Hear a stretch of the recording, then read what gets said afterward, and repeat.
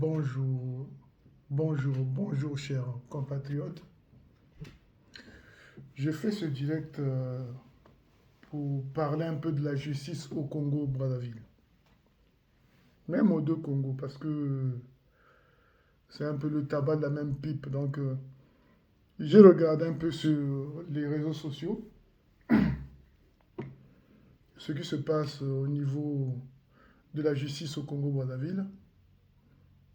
Je trouve ça quand même aberrant de voir un pays où il y a des intellectuels, où il y a des gens qui ont beaucoup voyagé, il y a des gens qui ont fait des études, il y a des gens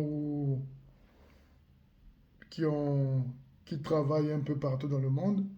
Mais malheureusement, personne ne parle de la notion de la justice dans notre pays. Normalement, la justice, c'est le ciment d'une société. Même quand on est en dictature, la justice doit être neutre sur certains cas, surtout sur le social. Je veux dire par là que tous ceux qui ne s'intéressent pas à la politique, quand ils font face à la justice, ils doivent trouver en face d'eux une justice équitable. C'est-à-dire un lieu où on sait que quand je vais pour plaider ou pour résoudre mon différend, cette justice sera neutre ou fera son travail. Mais malheureusement, ce qu'on remarque actuellement au Congo-Brazzaville, c'est c'est même pas une justice. C'est même pas un déni de justice, c'est pire que ça. Je vais vous expliquer quelque chose qui m'a beaucoup choqué. Voilà pourquoi je fais ce direct rapidement. Ça m'a beaucoup choqué, ça m'a bouleversé. Oh, j'ai vu sur les réseaux sociaux un monsieur d'origine guinéenne. Je crois à Sakinkala ou dans quelle région. Il a perdu sa femme, soit disant qu'il a tué sa femme. C'est ce qu'on nous présente. Et le procureur de la République vient avec cet individu menotté, cabossé. Il a été tapé partout. En tout cas, un visage tuméfait, des habits en lambeaux. En tout cas, quelque chose de pas agréable à voir parce que c'était vraiment violent. L'image, elle est violente. Et on nous explique que ce monsieur a tué sa femme, qu'il a dormi avec le corps de sa femme dans la maison, ceci, cela.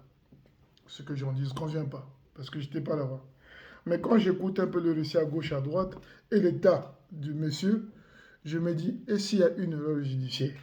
Je donne un exemple. Ce monsieur a été trouvé dans sa maison avec sa femme morte, soit disant qu'il a tué. J'accepte.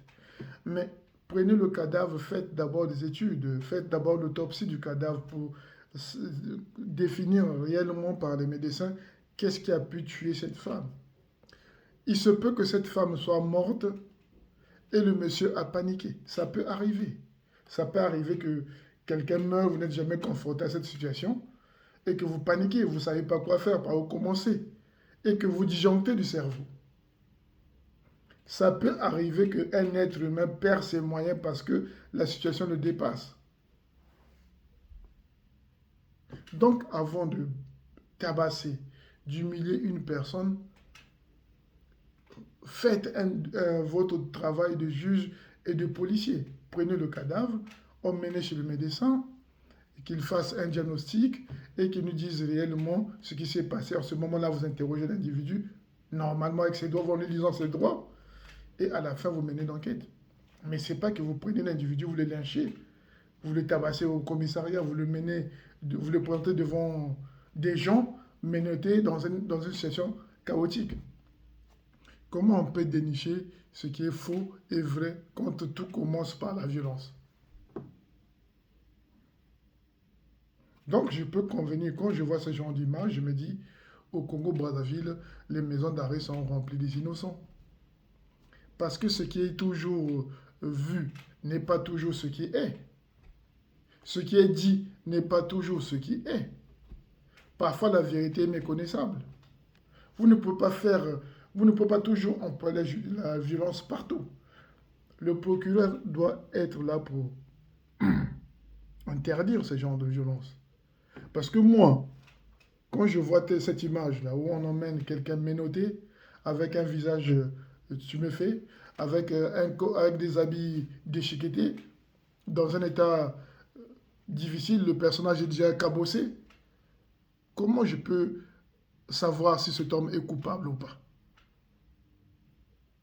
Ça peut arriver. Sa compagne soit morte d'une maladie, d'un AVC ou je sais pas, de quelque chose la nuit ou la journée, et qu'il panique. Le moment de paniquer, les parents arrivent et on trouve lui et sa femme allongés par terre. On peut automatiquement deviner, où on toque à sa porte, il n'arrive pas à ouvrir parce qu'il a peur, il se trouve avec un mort avec une femme morte dans sa maison, il peut paniquer. Cette panique-là peut pousser aux gens de croire qu'il est coupable, mais au fond, il n'est pas coupable. Au fond, c'est juste quelqu'un qui n'a jamais assisté, qui n'a jamais eu ce genre de situation et qui panique. Et le cerveau dit, Jean, il ne sait pas ce qu'il doit faire, le temps de réfléchir comment faire, comment annoncer la nouvelle de sa femme morte. Ben, les gens à côté peuvent interpréter ça de manière différente en disant que c'est toi le coupable et que c'est toi qui l'as tué. En ce moment-là, tel que je vois Okongakada comment exprimer, comment il emmène les débats, automatiquement cet homme-là n'a même plus d'arguments comment justifier. Je ne dis pas qu'il n'est pas coupable, je ne suis pas là pour ça s'il est coupable ou pas. Je dénonce la manière de faire. Je vous dis un truc, quelque chose, ça, c'est ce que j'ai constaté. Il y a beaucoup de pays où il y a eu la dictature. Pratiquement tous les pays d'Afrique noire. Il y a eu des moments où il y a eu des dictatures au pouvoir. Mais ces dictatures-là, ça va faire la différence entre la politique et la justice sociale. Parce que, je vous donne un exemple, en Côte d'Ivoire, même au temps d'Ofoué, et pourtant Ofoué a dû faire 30 ans au pouvoir. Mais il y avait une justice, c'est-à-dire un homme d'affaires ivoirien, il venait dans son pays faire des affaires avec tous ses droits qui allaient. S'il avait tort, devant la justice, il avait tort. S'il avait raison, il était acquitté. Dans tous les pays du monde où il y a eu des dictatures qui ont su faire la différence entre les affaires et la politique, ces pays-là n'ont pas eu beaucoup de problèmes pour accéder à la démocratie. Il y a le Bénin, on peut citer beaucoup de pays, le Libéria, on peut citer beaucoup de pays en Afrique, le Sénégal. Il y a toujours eu des dictatures. À l'époque de Diouf, c'était pas toujours euh, euh, Abdou Diouf, c'était pas toujours la démocratie, mais il y avait une certaine différence entre la justice sociale et la justice des politiques. Si tu ne fais pas la politique, tu fais que des affaires, ben, la loi te garantissait le droit. Le droit se faisait appliquer à tous les niveaux, du moment que tu n'es pas mêlé dans les histoires politiques. Mais c'est que chez nous, tout est politique. C'est-à-dire, même quand tu fais les affaires, que tu es en conflit avec un homme politique ou avec un fils ou un neveu d'un homme politique, ça agit en politique, ce qui n'est pas normal. Ce qui fait que le Congo aujourd'hui ne peut pas se développer sur le plan politique comme sur le plan économique. Parce que tout est lié. Et chez nous, la politique et les faits sont par les militaires. Donc ça fait que le militaire n'est pas souvent préparé à être un homme d'affaires ou un homme qui prend un peu beaucoup d'auteur sur les plans sociaux. Le militaire, c'est quelqu'un il a un ordre, il applique. Mais le droit, c'est un peu différent. Le droit, c'est beaucoup de choses qui rentrent en jeu. L'économie, c'est beaucoup de choses qui rentrent en jeu. C'est pas que tu as une idée, tu l'appliques. Non, ça doit être examiné, étudié et bien réfléchi pour que ça rapporte des capitaux, parce que l'économie, c'est plus l'argent. Excusez-moi pour ma gorge. Donc, je trouve que c'est difficile à supporter pour nous qui sommes les Congolais de la diaspora, parce que nous avons beaucoup d'idées ici en France. On peut rentrer au pays avec des idées, faire une entreprise. Mais tel qu'on voit comment est appliquée la loi chez nous, on n'a pas envie. Aujourd'hui, il y a beaucoup d'amis à nous qui sont ivoiriens, sénégalais. Une fois qu'ils ont fait 10 ans, 20 ans en France, ils rentrent chez eux, finir leur vie chez eux. Nous avons ici beaucoup de Congolais qui sont naturalisés, d'autres sont résidents. Mais ils ne peuvent même plus rentrer chez eux s'asseoir et dire, bon, moi j'ai fait 30 ans en France, j'ai travaillé, j'ai suffisamment mis de côté, je vais rentrer chez moi pour investir. Et voilà, vivre ma vie, finir ma vie là-bas, parce que j'ai quand même tourné. Maintenant, il est temps que j'aille investir dans mon pays. Mais comment on peut venir investir dans un pays où la justice est liée à la politique? Où même ce que je vais investir chez moi ne me garantit pas la liberté judiciaire. C'est-à-dire, je ne peux pas défendre mon économie, mes intérêts face à un individu au Congo-Brazzaville sans que la politique n'intervienne. C'est quand même difficile. Mais c'est dangereux cette façon. Monsieur Okungakala, vous le procureur de la République, votre boulot n'est pas appréciable.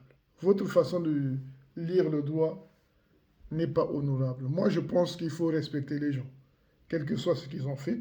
Ici, partout dans le monde, il y a des criminels, hein. Ici, en France, il y a des criminels. Il y a même des enfants qui tuent, des enfants qu'on filme. Mais devant la loi, on garde leur dignité. Corriger les gens, taper les gens de la façon la plus barbare possible n'honore pas le pays. Ce n'est pas la justice. La justice se fait par la justice, par le tribunal, il y a tout un organisme, tout un ministère qui est chargé de justice au Congo-Brazzaville. Donc, vous n'êtes pas là à taper les gens, à torturer les gens dans les commissariats, un peu partout, avant qu'ils arrivent devant un juge. Non. Vous êtes censé garantir l'intégrité physique de ces gens-là. Et c'est comme ça qu'on peut étudier pourquoi ils sont arrivés à commettre de tels crimes ou de tels machins. C'est pareil pour les enfants Koulouna ou je sais pas quoi. Je ne suis pas là pour qu'on les lynche. Parce qu'il faut déjà, il faut connaître les causes qui poussent à ces jeunes gens à prendre une machette et à découper les gens.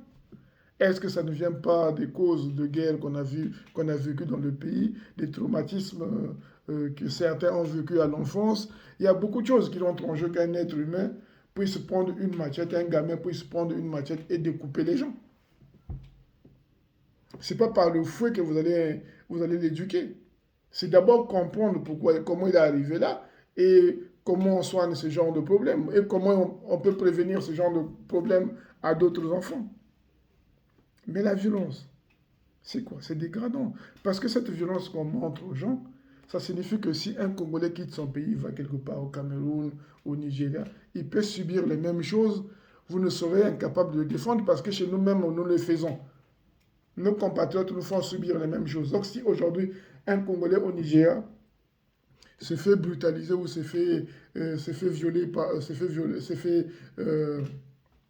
comment on appelle, subit une injustice au Nigeria, au Bénin, ou je sais pas, vous ne serez pas en mesure de les défendre parce que chez vous, tout ce que vous savez faire, c'est la violence. Moi, je dis non. Je dis non à cette façon de faire. Je dis non à cette façon de chercher la justice.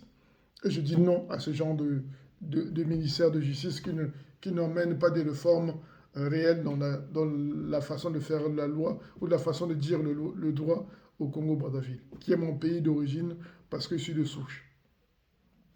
C'est malheureux à dire, mais il faut que ces choses-là changent. Parce que chaque fois qu'on voit un coupable au Congo-Brazzaville ou un supposé ou un présumé innocent au Congo-Brazzaville, il est déjà cabossé, il est déjà torturé par la police, il est déjà dans un état lamentable et on vient le présenter devant les caméras en disant que c'est lui qui a commis l'affaire. Mais c'est lui qui a commis ce forfait ou c'est lui qui a commis ce délit. Non, c'est trop facile ça. Il y a beaucoup, j'interpelle tous les Congolais et tous les Africains à dire non à l'injustice au Congo-Brazzaville. C'est pas la loi ça. Moi, quand je vois cet individu-là, si vous ne l'avez pas torturé, il aurait donné une vraie version de ce crime-là ou de sa femme qui est morte chez lui. Il faut faire des autopsies. Quand il y a des morts, il faut faire des autopsies. Moi, je peux mourir aujourd'hui après le direct. Je peux faire un arrêt cardiaque. Il y a beaucoup de maladies dans ce monde-là qui peuvent nous tuer de façon subite.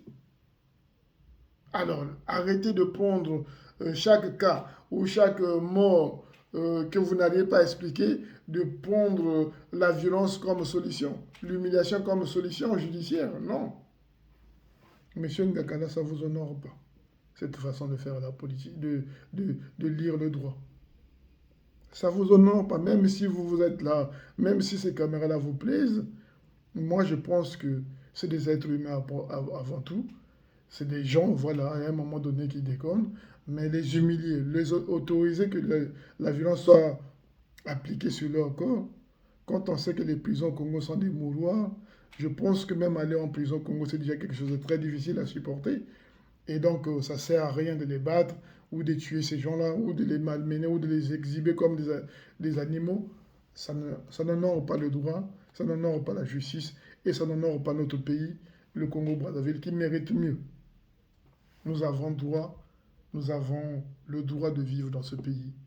de vivre dignement dans notre pays et de vivre de façon équitable devant la loi.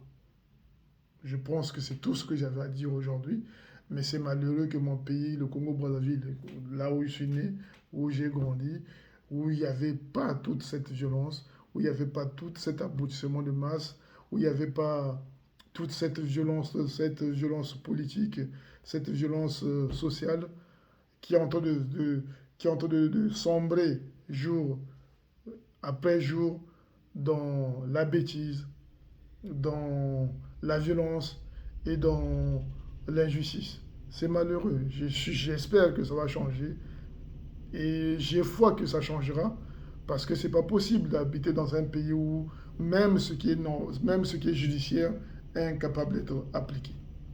Je souhaite un bon week-end à tout le monde, aux Congolais et beaucoup d'espoir à mon peuple.